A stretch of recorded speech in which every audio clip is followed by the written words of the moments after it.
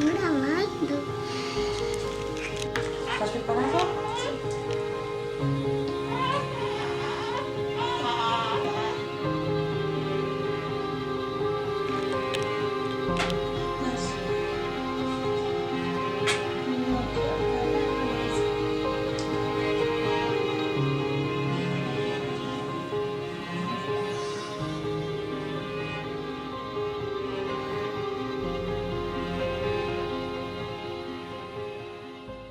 Te lo manda el corazón esto, te lo dice, que tienes que estar ahí, que le tienes que dar la mano, que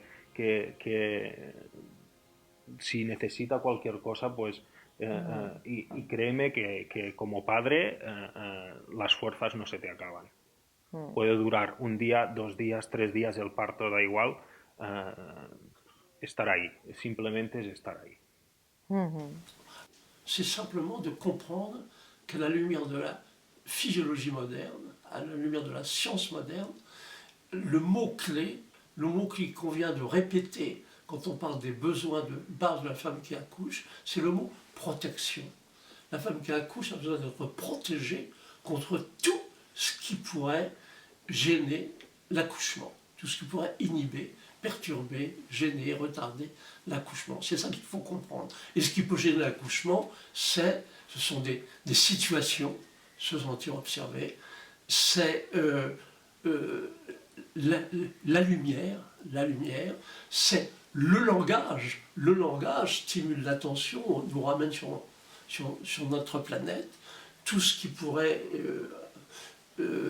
induire la perception d'un danger possible, voilà ce qu'il faut éviter. L'important, c'est le mot protection. La femme qui accouche a besoin d'être protégée. On ne peut pas l'aider.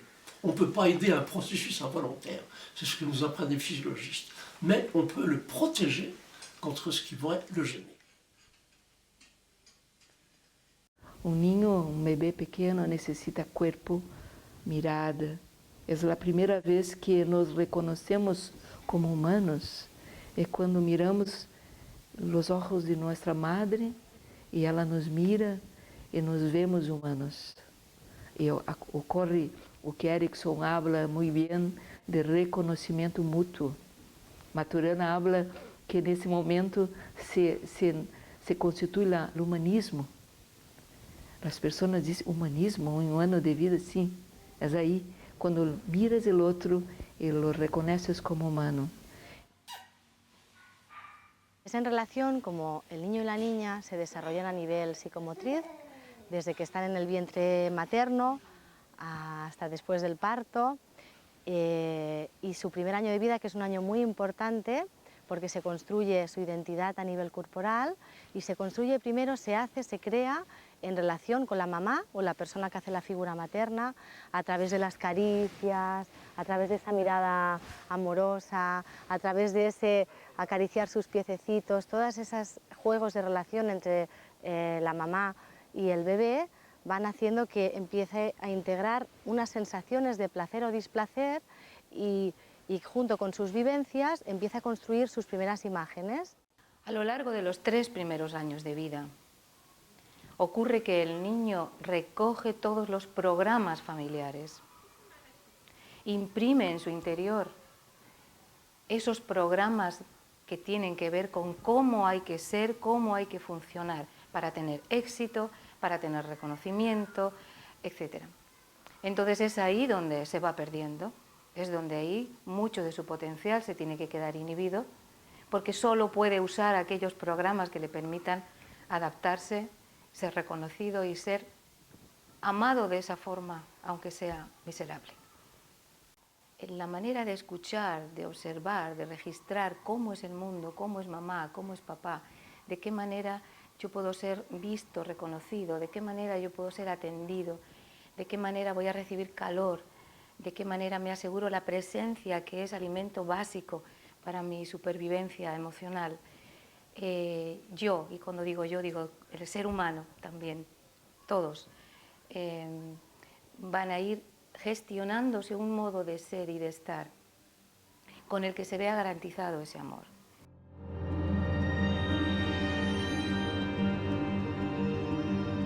A partir de los estudios de Freud y del psicoanálisis, se empieza a tomar conciencia de la importancia de las vivencias y experiencias que tenemos durante esos primeros años de vida y la repercusión en el proceso de ser persona como adultos, tanto a nivel de organización psicosomática como en la forma de sentir y en la forma de vivir afectos y de relacionarnos.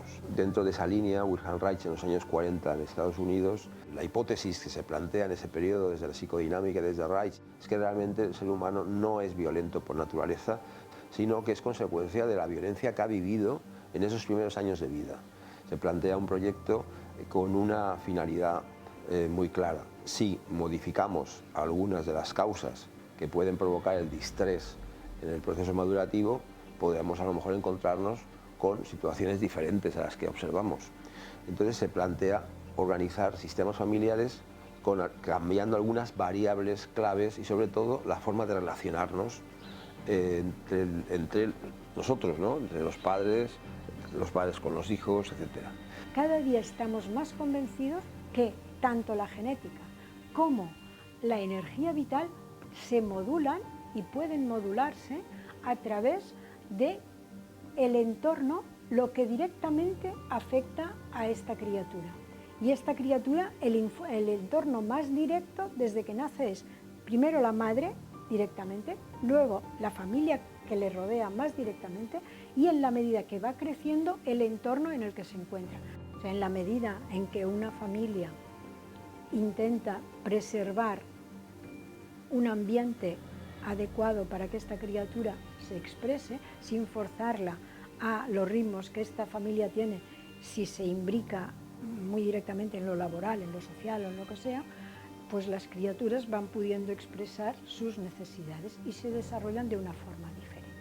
La vida tiene sus ritmos y sus tiempos. Entonces, en la parte emocional, en la parte afectiva, en la parte intelectual, también hay que respetar los ritmos.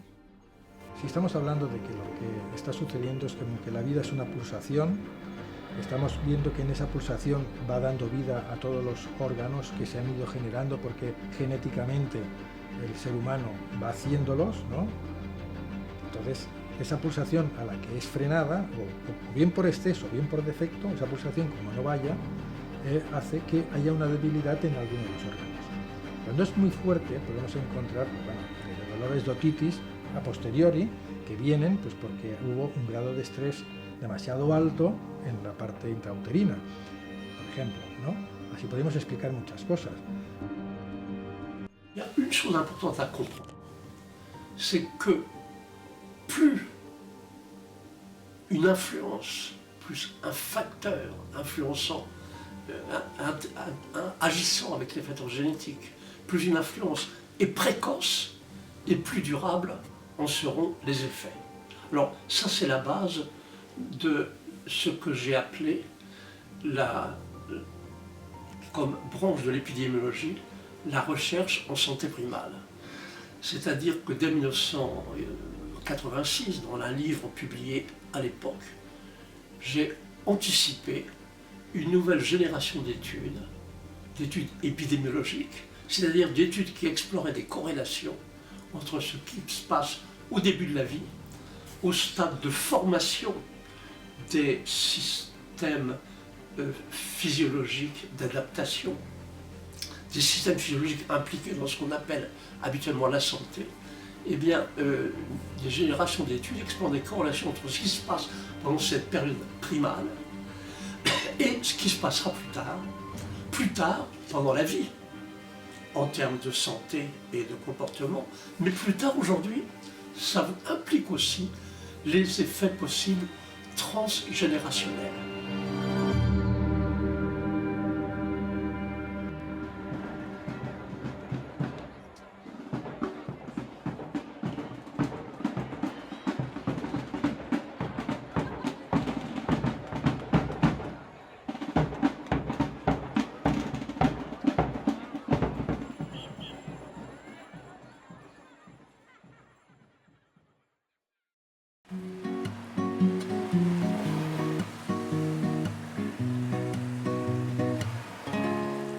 Se está abriendo la tierra, nacen niños voladores de todos los colores que no les gusta la guerra.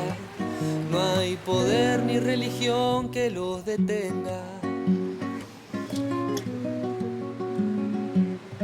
Una de las razones que he elegido una crianza más respetuosa, más natural, está basado en el valor que tengo, en la creencia que tengo, que pues las personitas más pequeñitas del mundo, los seres más pequeños, los niños, pues merecen un respeto. Y he ido profundizando y el respeto es la escucha, el respeto es conocer, ¿no?, que las necesidades reales de los niños, y entonces es como un valor que tengo. Igual que el respeto hacia el planeta, ¿no? La respeto a hacer todo lo más natural que podamos, porque para mí la crianza respetuosa también es un acto radical.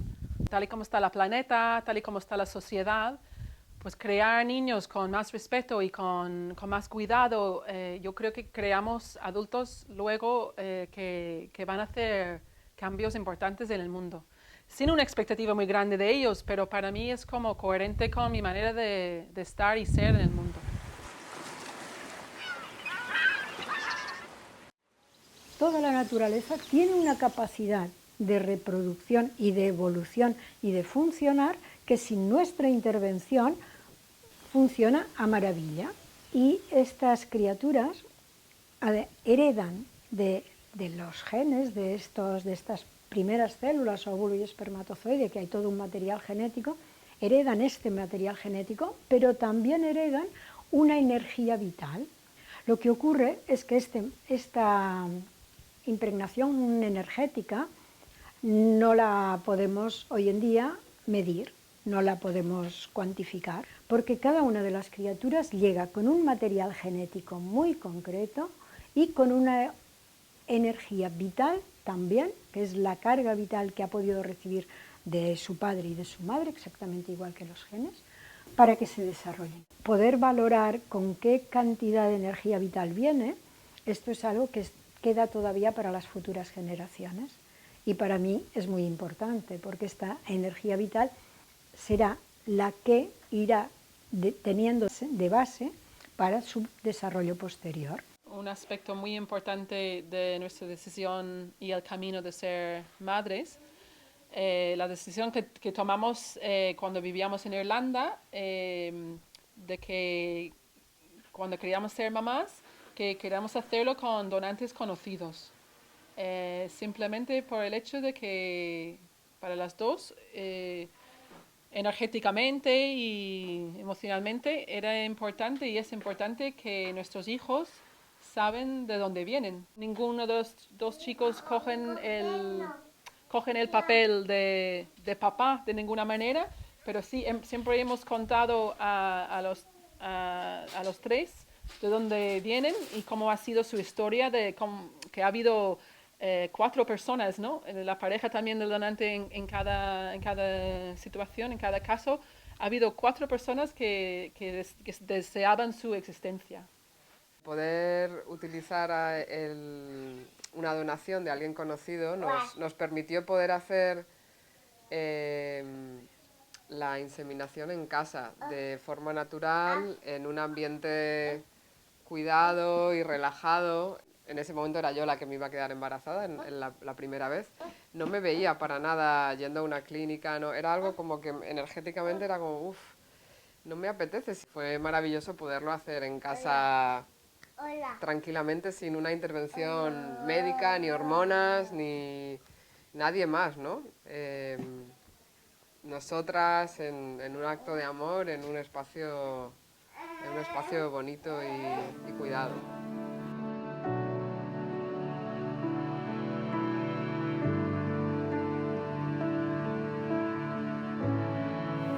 Cuidar de esta genética, que es la salud más física, y cuidar de esta energía vital es importantísimo para ver cómo se desarrolla. Y puede ser que por las razones que sea se pasen momentos muy difíciles, pero es este entorno y la energía con la cual se interactúa durante este tiempo que puede ayudar a modular lo que se lleva desde el inicio, y si han habido grandes traumas, fracasos, intervenciones, cuestiones para nada deseadas pero que están ahí, también se pueden ayudar a compensar, a regular, a modificar.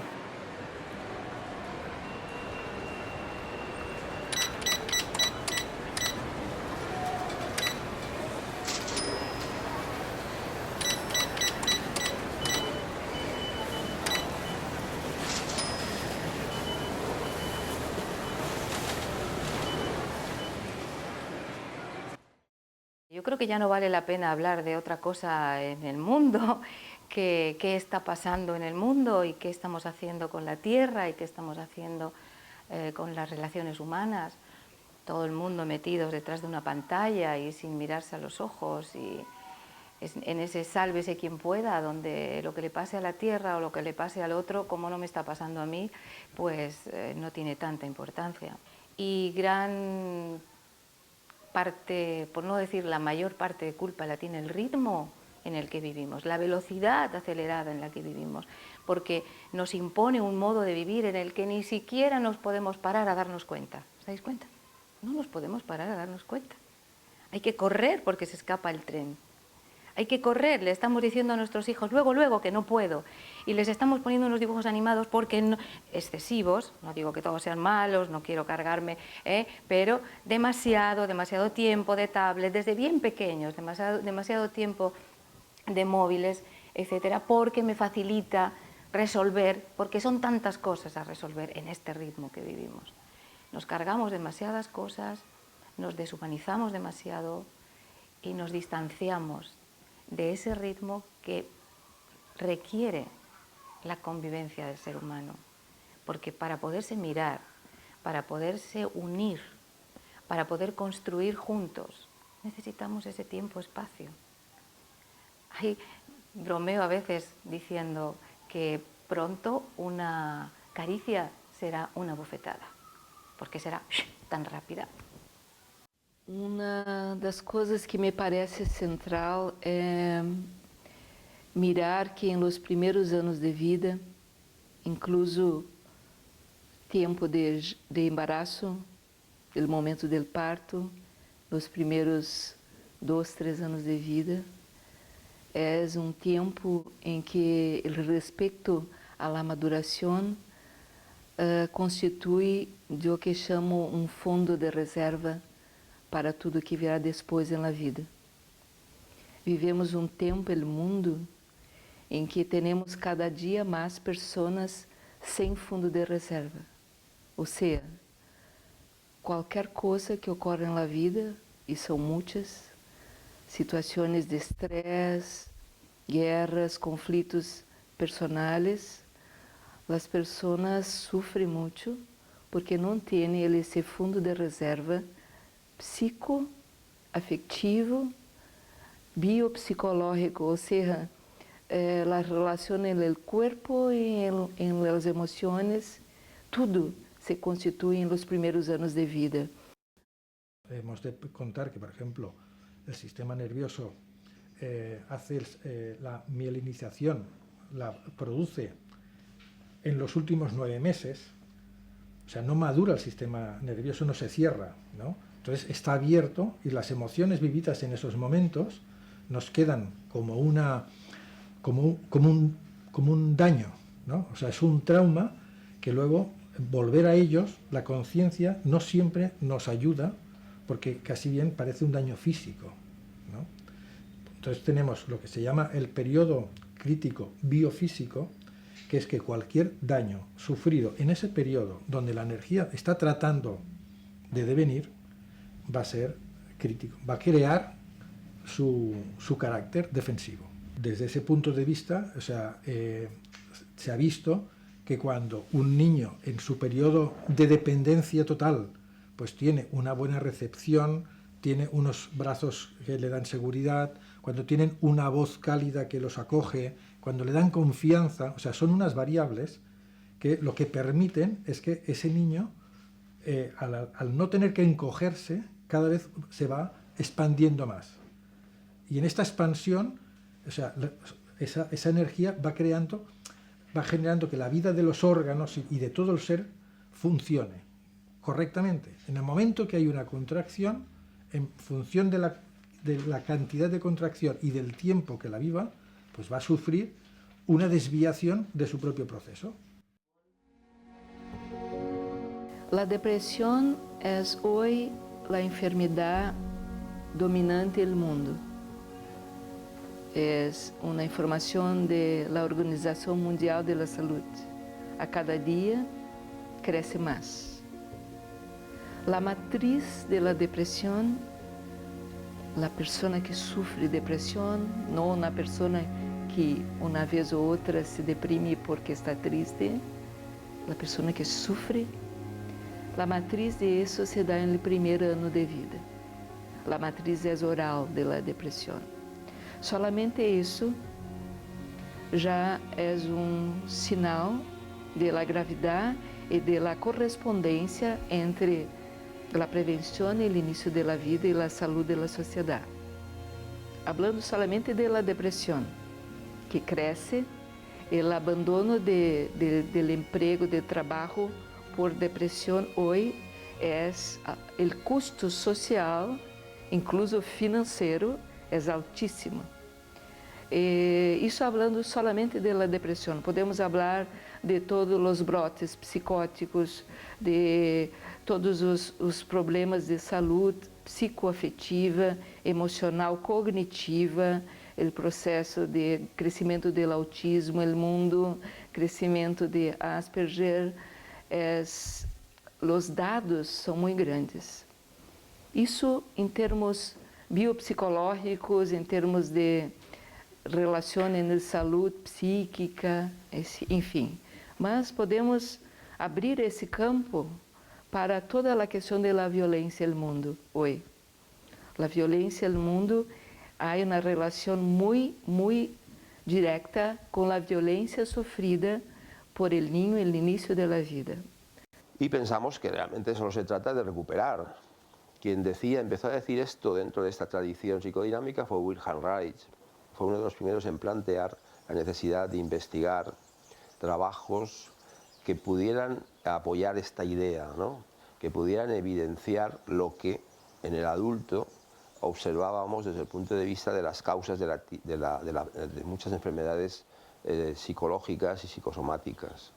¿Qué factores etiológicos de esas patologías observamos? Por ejemplo, en los estados depresivos, por ejemplo, en estados de fóbicos, en situaciones de crisis paranoicas o crisis psicóticas o procesos esquizoides, trastornos de personalidad evidentes.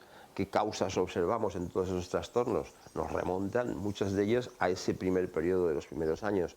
¿En qué factores? Pues en el estrés durante el embarazo. Más que estrés, distrés. A mí me gusta hablar del concepto de distrés como estrés patológico, ¿no? Hay muchos acontecimientos en el embarazo que están afectando ya a la vida del embrión y del feto, no de una forma psicológica, directa o psíquica, sino a través de todo el sistema neurohormonal y del proceso biofísico del ser humano, que es la base de ese sistema posterior psicológico y psíquico.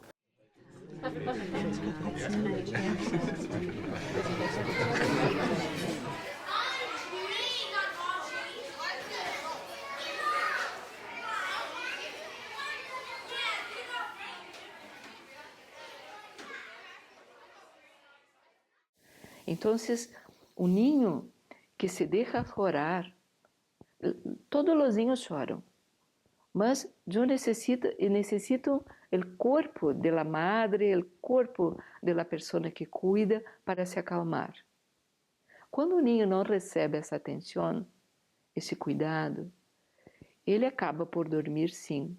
Ele se dorme porque colapsa. O primeiro estágio é chorar. Afeta todo o sistema nervoso dele, adrenalina, todo o seu corpo queda-se alterado com ele chorar, é natural. Então, se recebe o contato corporal, ele se acalma ou sigue chorando, mas está apoiado. Se não recebe essa atenção, o segundo estágio é entrar em desesperação. en desesperación con todos los sistemas de neurônios que são muito jovens se quedam muito afetados porque são o sistema nervoso que está muito imaturo, muito suscetível, é afetado de uma maneira muito forte.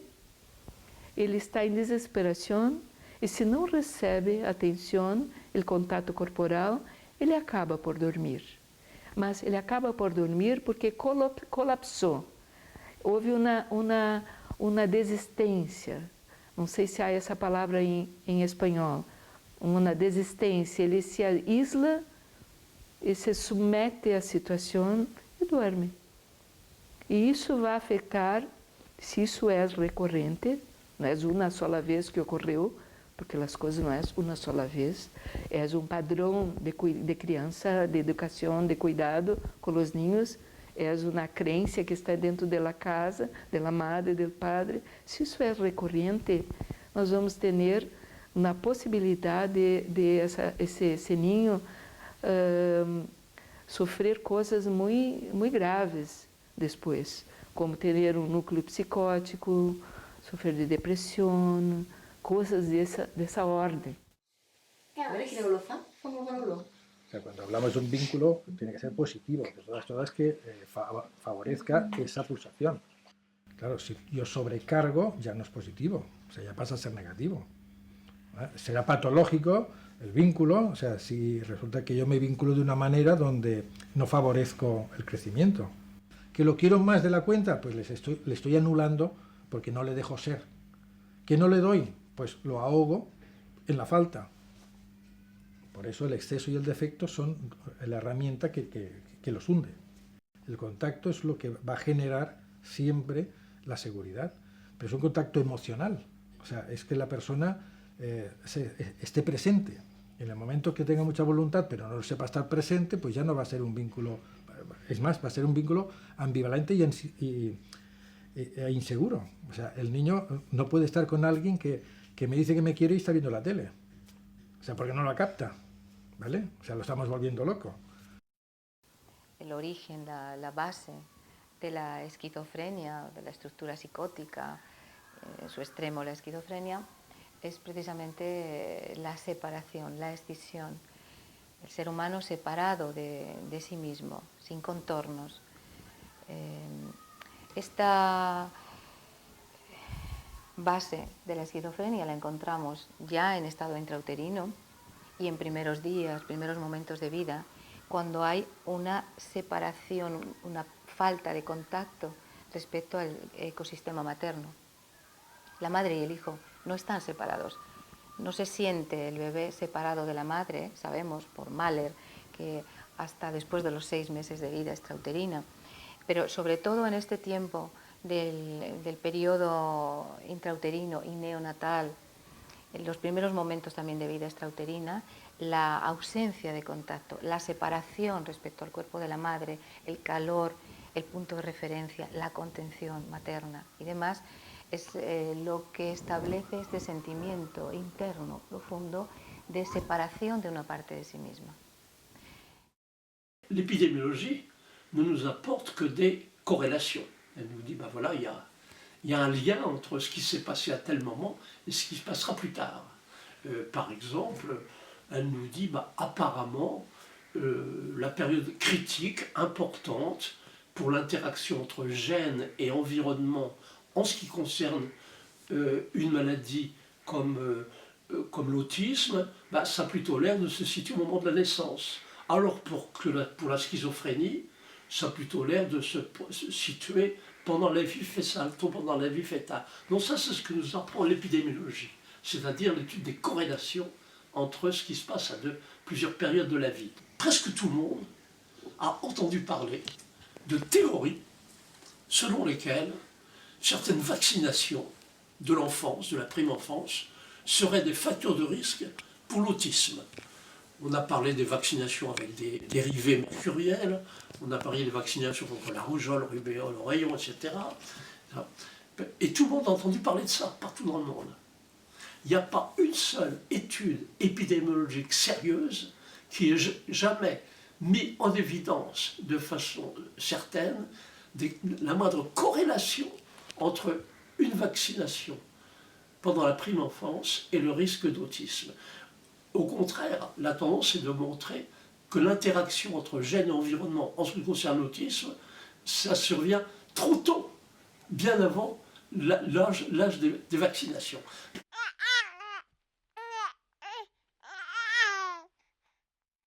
Cuando vas viendo en la clínica que son estos puntos que se dejaron difíciles de saltar, que hoy se consideran trauma, vas viendo cómo el sujeto, para solventar estos traumas, ha ido creando unos apegos. Entonces te das cuenta como que el sujeto ha experimentado una sensación de miedo que justo el apego es lo que le da la seguridad que no tuvo. O sea, la persona que viene a clínica te confirma que, por ejemplo, es necesario un abrazo porque la persona que viene aquí no los ha tenido. ¿De acuerdo? O sea, nosotros vamos descubriendo y confirmando la necesidad de abrazos y la necesidad de un buen entorno, de un buen nacimiento, de un buen contacto, de unos padres presentes. Entonces tú ves diferentes personas que ya no han generado un vínculo, incluso ni una relación, sino lo único que pueden generar es un apego, ¿no? Todo el mundo conoce el apego como que es la forma que un bebé tiene cuando nace de estar en dependencia pues con la madre. Entonces se apega a ello, ¿no? Y si en un momento de la vida podemos tenerlo como que realmente es la forma y tiene una explicación lógica, cuando eso se mantiene a lo largo del tiempo, es que hay algo que no va bien. O sea, hay algo que esa persona no ha adquirido su seguridad como para poderse independizar. Nosotros hemos evidenciado también, hemos observado que no hay un protagonista único en lo que es el proceso de crianza saludable, de crianza ecológica. Protagonistas somos todos y todas los que estamos con los bebés y los niños y las niñas. Cada uno tiene su propia responsabilidad, pero la suma de todas las responsabilidades es lo que permite que vayamos en una dirección saludable o en una dirección patológica. Por tanto, la idea nuestra es, vamos a prevenir sistemas y vamos a facilitar que los espacios familiares sean cada vez más abiertos y vamos más hacia una perspectiva tribal que de familia nuclear cerrada, que es lo que hemos vivido hasta este momento, ¿no? El niño y la niña necesita compaginar momentos y necesidades no solamente por una persona, porque entonces lo que creamos también es una cierta situación de modelo único y que crea también consecuencias en la dinámica afectiva.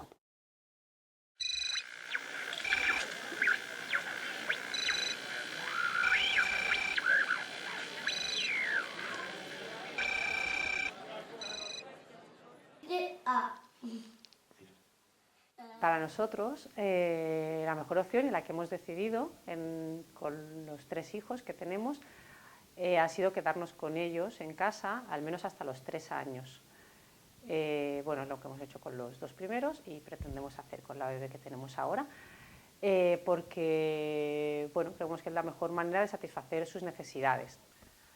A una pareja que acaba de tener a su bebé, a la madre, les recomendaría que sepa algo de lactancia, tenga algo de información antes de parir. Para ello es muy importante ir a grupos de lactancia, si puede ser a grupos de apoyo antes, para ver a otras madres dando el pecho. Y esto lo hemos perdido. O sea, hoy en día muchas llegamos a ser madres sin haber visto a otras madres en contextos muy diferentes y con bebés de diferentes edades dar de mamar. Otra recomendación es que cuando se dice que la lactancia es a demanda, o sea, hay que aprender, conlleva un tiempo conocerse mutuamente, conocer al bebé y aprender cuáles son sus señales de que necesita. Y entre ellas está la demanda de que necesita pecho ahora o no necesita, pero nunca llevarse por horarios. Otra cosa que que recomendaría, que te diría que no olvidases, es que dar el pecho no es solo dar alimento, no es solo dar leche, sino también cubrir toda una serie de necesidades emocionales que ayudan al bebé, que tiene un sistema nervioso inmaduro, a regularse emocionalmente, a saber estar en su cuerpo cuando le suceden cosas que no puede regular a no ser que sea con la ayuda de cubrir sus necesidades con el cuerpo de la madre y la succión del pecho. Hoy ha salido sucia. Por eso nosotros nos referimos al concepto de vínculo, vínculo primario, fundamentalmente, y no tanto concepto de apego. No voy a entrar ahora a ver la diferencia de forma concienzuda, pero básicamente lo que ponemos en entredicho es la idea de que cualquier persona pueda facilitar el desarrollo madurativo del niño y de la niña solamente por la presencia, ¿no? Por la presencia y por la estructura. ¿Por qué? Pues porque hay necesidades vitales que solamente pueden cubrirse de determinadas maneras según los momentos y que lo pueden hacer determinadas personas, ¿eh? Por ejemplo, pues el embarazo lo desarrolla el cuerpo de la mujer, el cuerpo de la madre. Ese cuerpo de la madre, cuanto más carga bioenergética tenga, cuanto más rodeado esté de afecto, cuanto más capacidad de amor reciba, más va a transmitir también a nivel hormonal y desde el punto de vista biofísico la carga necesaria para que ese embrión, ese feto, tomen su organización funcional.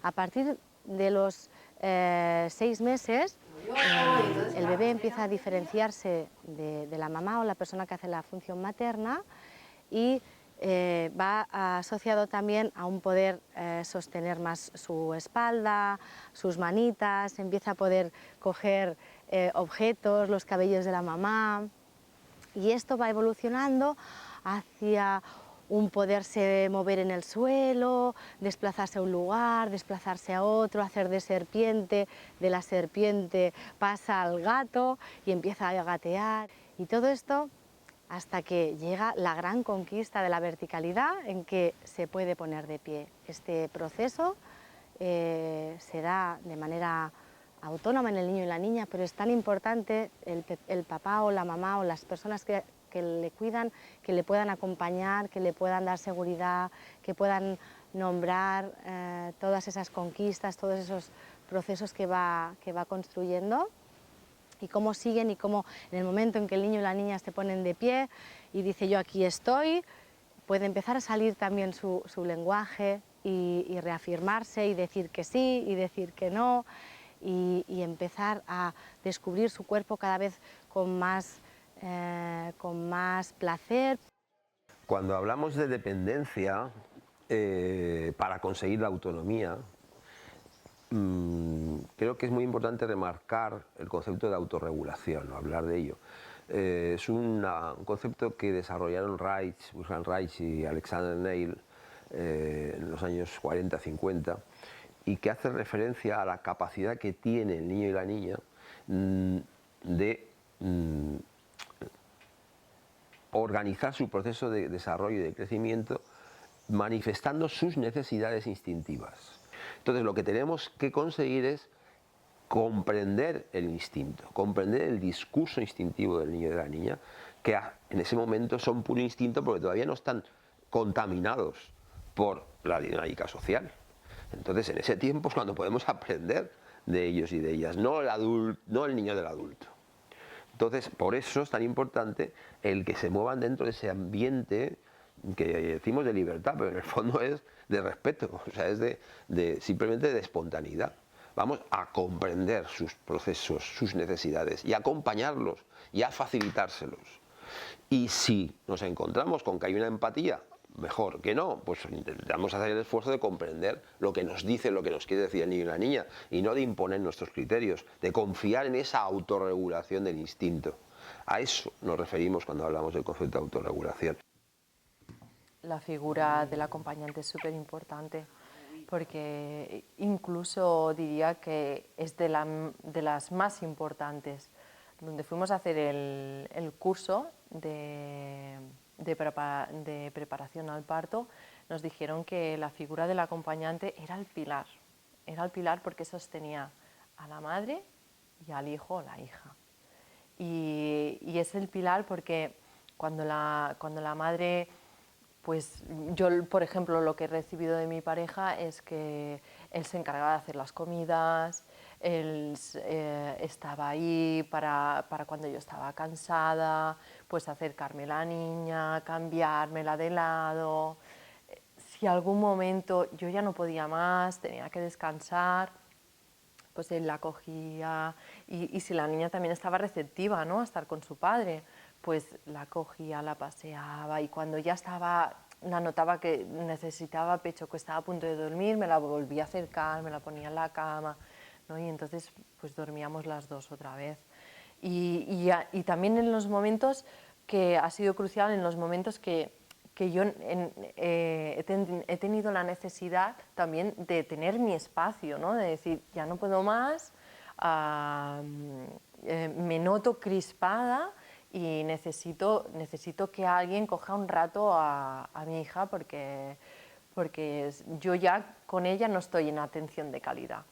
Y entonces él ha estado con ella ese rato y a lo mejor han sido 10 minutos, media hora o una hora, pero ostras, ha sido como una ducha de agua fría, refrescarme y luego he vuelto a tener ganas de estar con ella, súper de buen humor. Bueno, creo que cuando las parejas tienen claro que ellos son los que tienen que sostener las necesidades de la diada mamá-bebé en los primeros años, entonces no pueden descuidar sus necesidades también.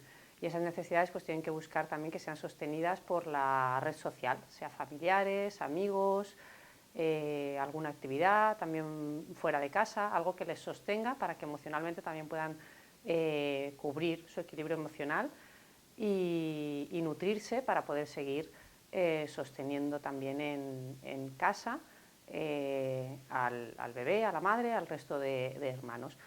Pero no engañarse, creo, con intentar cubrir las necesidades, o sea, seguir cubriendo las necesidades y hacer las cosas que hacían antes de que llegase ese bebé a la familia. Yo a las parejas que quieren concebir un hijo les recomendaría que de alguna manera pararan, respiraran y miraran a su alrededor. Traer un hijo al mundo es algo muy importante y lo que hay que ver es si verdaderamente es este mundo el que queremos para nuestro hijo. Si podemos cambiar, si podemos hacer algo para cambiar las dinámicas que hasta ahora se están llevando y que no nos gustan. Para eso pues hay que mirar a otras parejas, otras familias que tienen hijos, ver cómo lo hacen, ver qué se puede hacer de manera diferente a la que se ha estado haciendo sistemáticamente hasta ahora. Y eso supone salir un poco de la comodidad, del conformismo y empezar a abrir nuevos campos, empezar a informarse y empezar a crear un nuevo ámbito para ese recién nacido que va a llegar. Luego también está si nosotros reunimos las condiciones necesarias para crear el ambiente adecuado para recibir a ese hijo, porque a partir de ese momento de la llegada de él, todas las condiciones nuestras van a cambiar y para eso hay que prepararlo. Yo recibí una crianza natural y también disfruté de un parto natural, pero fue, digamos, por un tema más de tradición y también de un poco de precariedad a nivel médico y también de información. Y claro, esto depende mucho del contexto y depende mucho del tipo de ciudadano que eres, ¿no? Si eres un ciudadano rural, pues la atención que tienes es la que tienes, ¿no? La partera de turno o incluso parir en casa con otras mujeres que han tenido experiencia pariendo en casa o si eres de ciudad, vives en ciudad, pues claro, recibes una atención médica como igual o más medicalizada de la que recibes acá. Para mí la cualidad principal para ser madre o padre es tener una capacidad de escucha de escucha real, tanto de poderte escuchar a ti misma, como poder escuchar las necesidades de tu hija o de tu hijo.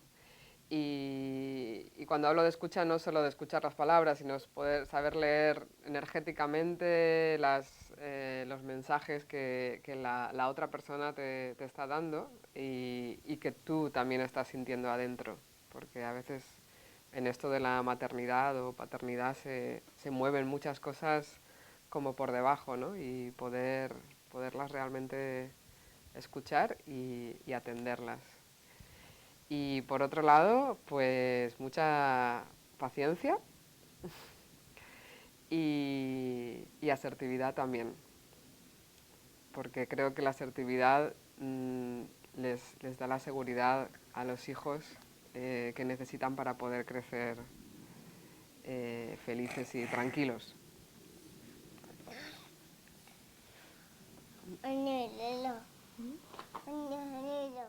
Entonces, la historia es que podamos tomar conciencia como adultos de que hay una serie de expresiones emocionales y que sería interesante y saludable poder estar ahí acompañando a todas ellas.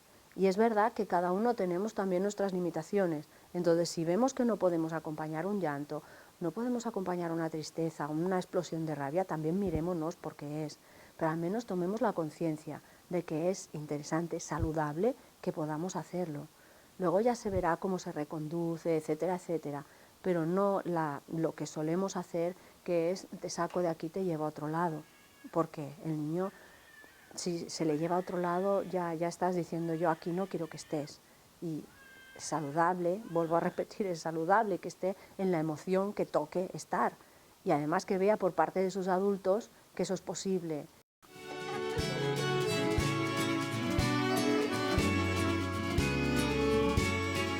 Cambia la cara, no te pongas así. En el fondo está la tierra prometida.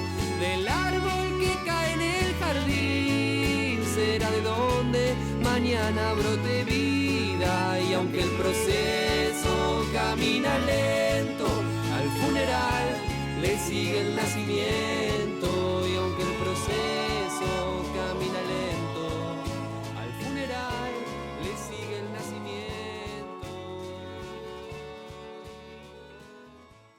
Yo creo que se tenían que buscar soluciones para las madres que han decidido, como es mi caso, han decidido dejar de trabajar ya desde el embarazo para conscientemente, como yo he decidido eso, no trabajo, no cobro del paro, no tengo baja de maternidad.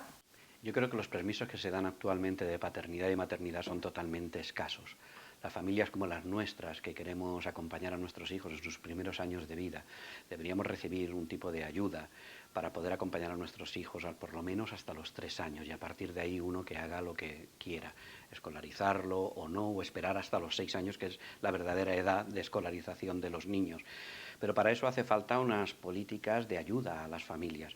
Hoy en día lo que se está haciendo es escolarizar a los niños cuanto antes, crear jardines de infancia subvencionados. Bueno, pues nosotros, las familias que queremos acompañar a nuestros niños, pedimos que esa subvención que nos correspondería a nosotros por llevar a nuestro niño al jardín de infancia, pues nos la den para poder criar a nuestros hijos y acompañarlos en esos primeros años de su vida que son tan necesarios, esa compañía del padre y de la madre.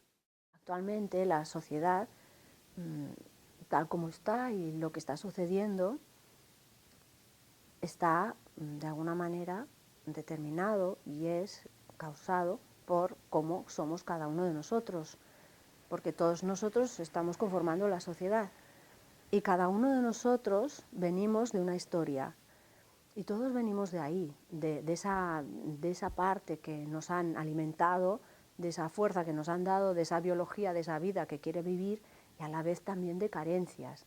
Y eso es algo de lo que no se habla, que socialmente estamos de una manera, que socialmente hay unas condiciones, unas circunstancias que se están viviendo y que parece que eso es la actualidad y ya está. Pero eso viene de algo, todos nosotros que estamos conformando esta sociedad y que tenemos nuestros miedos, que tenemos nuestros puntos oscuros, que tenemos nuestras inseguridades, etcétera, etcétera, que vamos tapando, que vamos diciendo una cosa, que en verdad sentimos otra. Y yo al menos desde aquí invito a la reflexión acerca de ello. Si a ti te han cuidado y te han respetado y tú has sentido en tu cuerpo eso, tú vas a poderlo transmitir y además te va a llegar emocionalmente, te va a tocar que tal en un árbol, te va a tocar que un terreno quede devastado por algo, pero te va a tocar realmente, emocionalmente. Entonces hay quien sí y hay quien no. Por eso yo antes hablaba de que vivimos en una esquizofrenia. Podemos hablar de la esquizofrenia a un nivel individual así, de la psicopatología, somatopsicopatología, y podemos hablar de esquizofrenia en tanto que sistema social, cultural. Este mundo es esquizofrénico, como decíamos antes, desde el momento en que, por su manera de funcionar, nos está separando de una manera u otra de una parte de nosotros mismos, esencial. Me gusta mucho una expresión de Winnicott que dice que la capacidad de una persona de estar sola es un sinal muy significativo de su maturidad.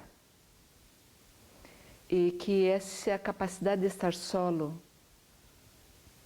como uma opção se dá no início da vida, quando o bebê pode estar solo consigo, porque sabe que sua madre e seu padre estão cerca, está completamente seguro disto. Isso lhe dá uma condição de estar solo, tranquilo. Se queres criar um bebê independente, estás criando una persona dependiente. Yo creo que hemos cometido muchos errores y que es muy importante este tipo de documental, este tipo de acercamiento, para que sin culpas y sin latigazos, pero que realmente tomemos conciencia de cómo rectificar, de cómo desde el principio de la vida crear unas bases en la convivencia que nos ayuden a construir un mundo mejor. Desaparecerá la depresión, desaparecerá la ansiedad, desaparecerá la separación, desaparecerán las relaciones virtuales que ya parece que están sustituyendo a las relaciones reales. Y seremos capaces, si nos unimos de verdad, si rectificamos de verdad, de no convertirnos en biorobots, que es lo que parece que este mundo está inevitablemente aceptando. De Homo sapiens a Homo sapiens sapiens, cyborgs, la inteligencia artificial, ya parece que se está haciendo cargo de la humanidad. Desde aquí tenemos que decir no. Y el entorno para mí en que vivo me da mucho apoyo porque en la zona ahora donde vivo pues juntamos muchas familias que creemos hacer un mundo diferente y criar a los niños de una manera más natural y nos juntamos y nos apoyamos las unas a las otras. Aunque también tenemos nuestros conflictos y nuestros roces y todo, pero hay una sensación que somos un grupo y estamos caminando hacia un mundo mejor, a pesar de nuestros pequeños conflictos y nuestras diferentes maneras de ver algunas cosas. Pero en general estamos unidas. Entonces, en la medida en que cuidamos físicamente a las criaturas, las ayudamos a tener una salud lo más favorable posible para el resto de su vida. Pero también en la medida en que cuidamos este bagaje, este potencial energético, que tiene que ver también con este cuidado a sus emociones, ahora cada día estamos viendo más estudios que nos hablan de la importancia del medio ambiente en que se desarrolla una criatura.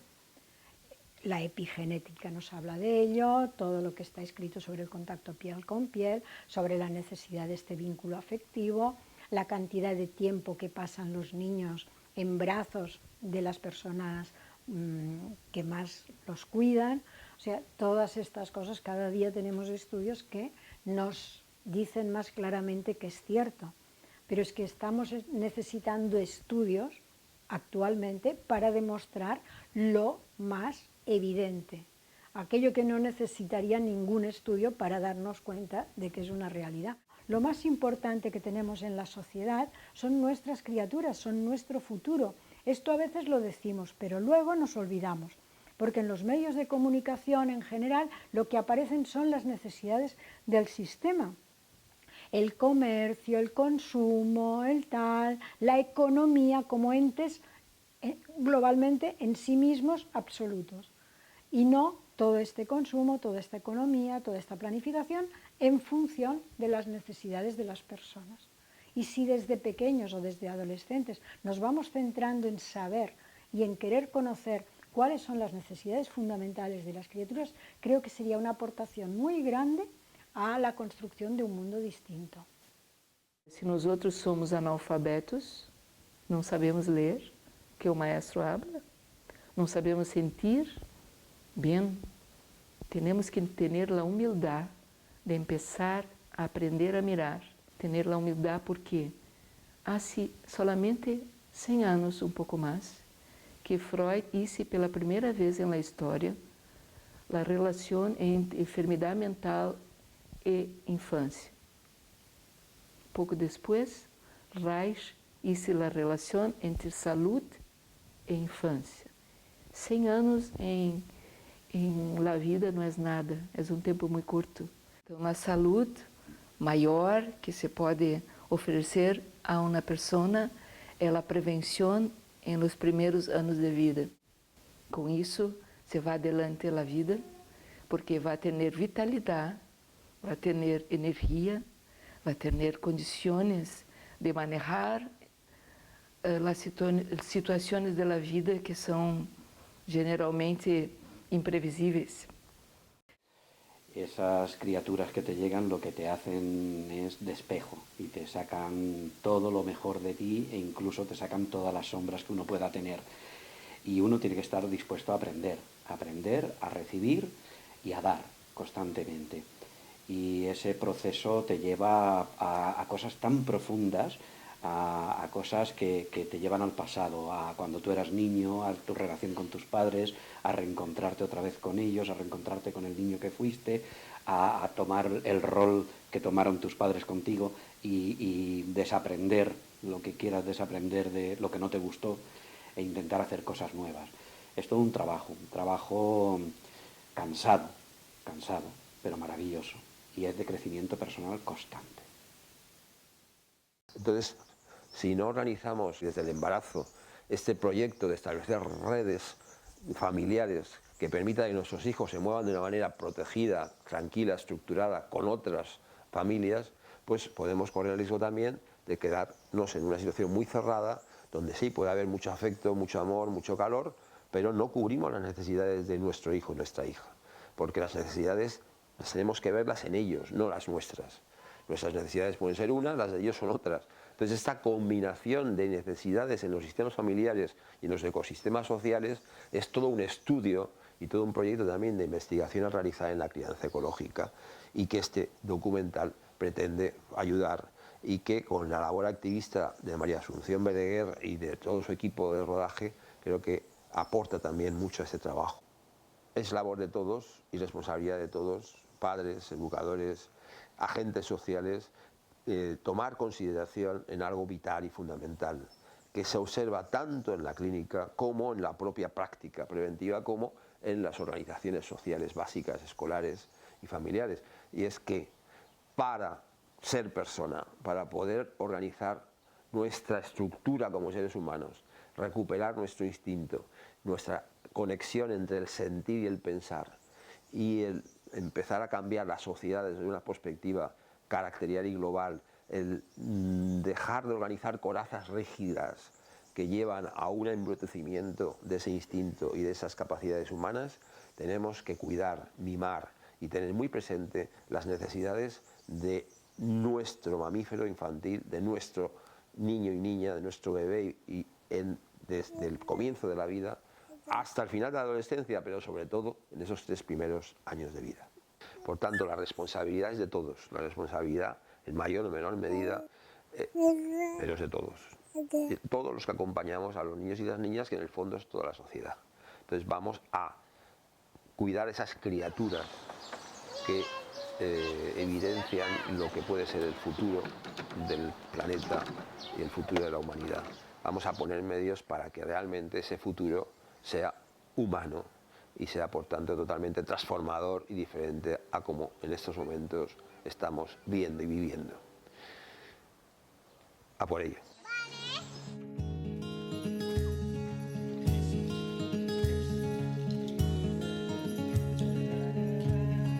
Duerme despacito, que en un rinconcito de mi alma estarás.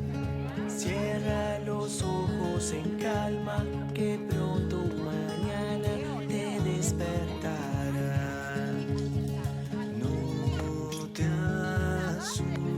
asustes de la oscuridad. Todo va a estar bien, ya verás.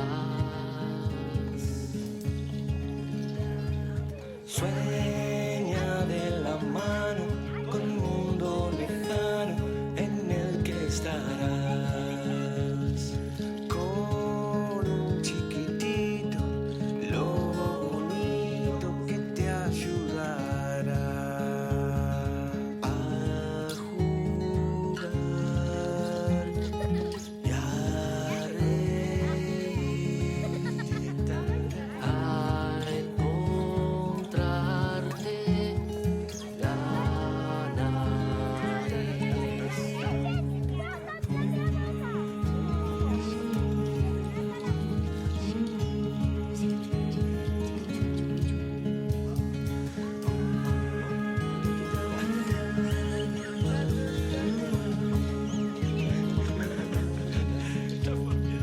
Duerme despacito, que en un rinconcito de mi alma estarás.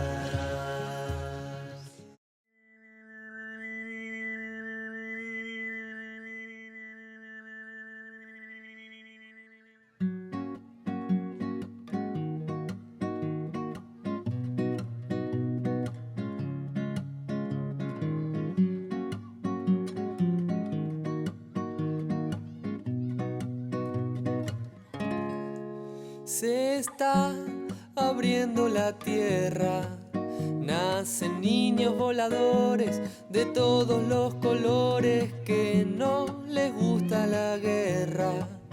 Hacen el amor en paz y con la paz hacen amor. Dejemos que todo el mundo los vea. No hay poder ni religión que los detenga. Se están derribando los muros. Creo que esta vez va a perder la rigidez y todo aquel que se crea tan duro. Hay una fuerza en expansión que le habla al corazón. Revolución,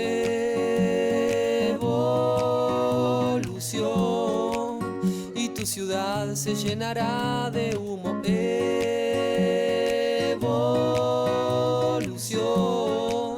es la manera de volvernos uno.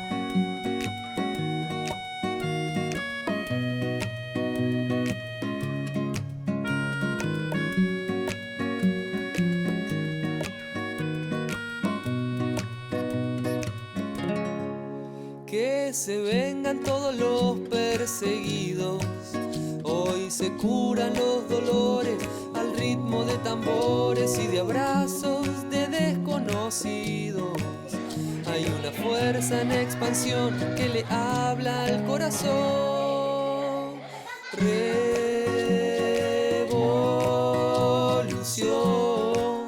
y tu ciudad se llenará de humo. Evolución es la manera de volvernos uno.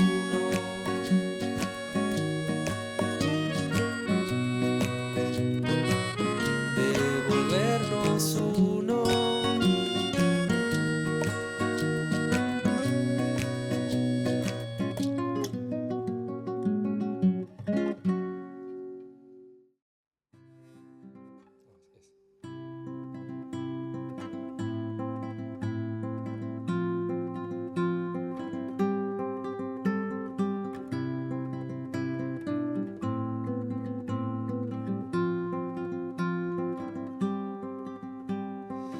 Miles de astronautas viajan por el espacio, quieren ver si un árbol crece en otro lugar, mientras un salame con cara de aceituna quiere poner un hotel en la luna para irlo a visitar.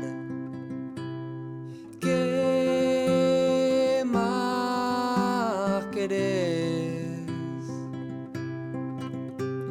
Si ya sabes que la tierra no está dormida y esto se está poniendo raro, deja de mirar para arriba y empezá a mirar al costado.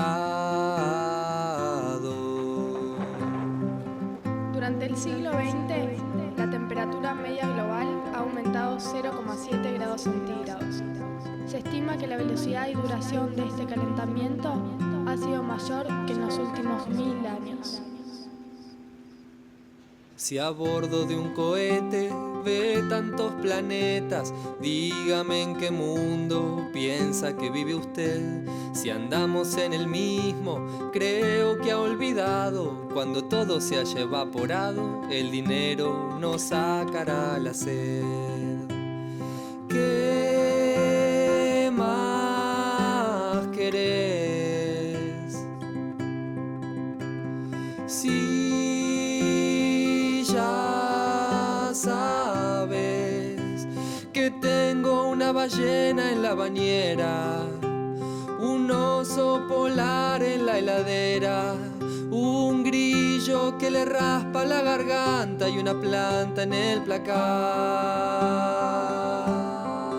un bloque de cemento como casa, un basurero en una plaza y tantos litros de petróleo coloreando el mar,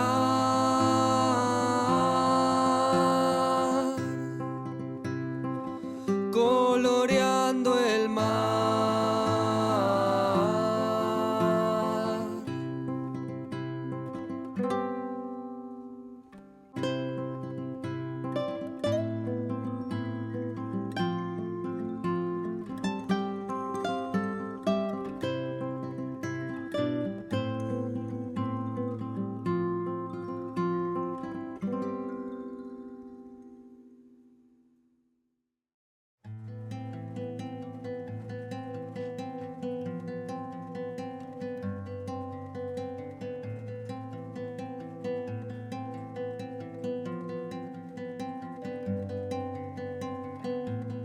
Talking to you from another dimension right now.